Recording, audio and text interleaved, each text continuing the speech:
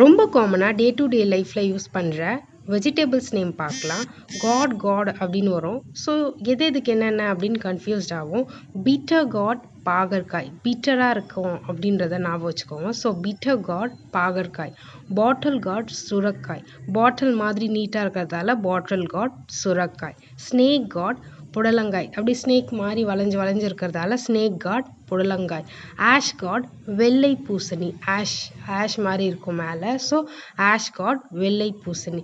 இதை மட்டும் நான் வச்சுக்கோங்க. ரிச் காட் பீர்க்கங்காய். ஐவி காட் கோவக்காய். இது ரெண்டு மட்டும் நான் வச்சுக்கோங்க. பம்கின் பூசணிக்காய். ட்ரம் ஸ்டிக் முருங்கைக்காய். பீஸ் பட்டாணி.